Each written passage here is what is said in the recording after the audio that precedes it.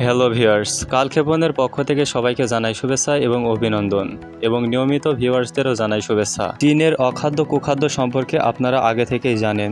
আজকে বিস্তারিত কিছু আপনাদের সঙ্গে আলোচনা করব। স্ক্রিনে যেটি দেখতে পাচ্ছেন এটি হচ্ছে পাখির বাসার স্যুপ। পাখির লালা দিয়ে বানানো বাসা থেকে স্যুপ বানানো হয় চীনে। খুব ধুমধাম করে খাওয়া হয়। এটি খেলে চীনের মানুষের ত্বক ভালো থাকে বলে তারা এটি খেয়ে থাকে। অনেকে এর অনন্য স্বাদের জন্যও পাগল। মাত্র কয়েকশো গ্রামের এই পাখির বাসার স্যুপটির দাম ৫,৫০০ টাকারও বেশি। কিচুয়াং প্রদেশের চেংজুতে খরগোশের মাথার খুবই জনপ্রিয় রয়েছে। খরগোশের মাথায় মাংস কম আছে কিন্তু উপরের অংশে চর্বিযুক্ত। এটি চীনাদের কাছে একটি অনন্য খাবার। আমরা হয়তোবা এটি কল্পনাতেও ভাবতে পারি না, কিন্তু চীনাদের কাছে এটি অনেক জনপ্রিয় হয়ে উঠেছে। চীন এমন একটি জায়গা যেখানে পৃথিবীর সবচেয়ে অদ্ভুত খাবার খাওয়া হয়। হংকংয়ের রেস্তোরাঁয় মোরগের অঙ্গকোষ থাকে।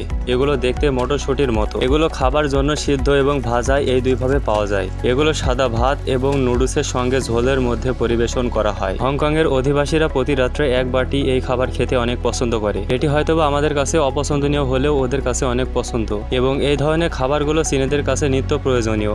এটি হচ্ছে বালুট, অর্থাৎ হাঁসের ভ্রম। খোসা সমেত খাওয়া হয়। ডিমের খোসা ছাড়ানো হলেও বালুটের খোসা ছাড়ানো হয় না। চীন ছাড়াও বিভিন্ন দেশে এর খাবারের খুবই কদর রয়েছে।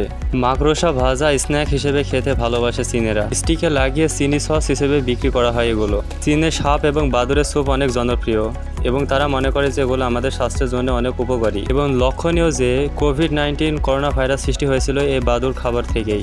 বিভিন্ন ধরনের পাখি রোস্ট হিসেবে পাওয়া যায়। এগুলো চীনিরা স্ট্রিট ফুড হিসেবে চিহ্নিত করে থাকে এবং এগুলো খেতে অনেক সুস্বাদু বলে তারা দাবি করে। চীনের বিভিন্ন জায়গায় ডগ মিল ফেস্টিভ্যাল হয়ে থাকে এবং এটি 10 দিন ধরে চলে এবং চীনে কুকুরের দাম অনেক বেশি। এই খাবারগুলো আমাদের চাহিদারও বাইরে।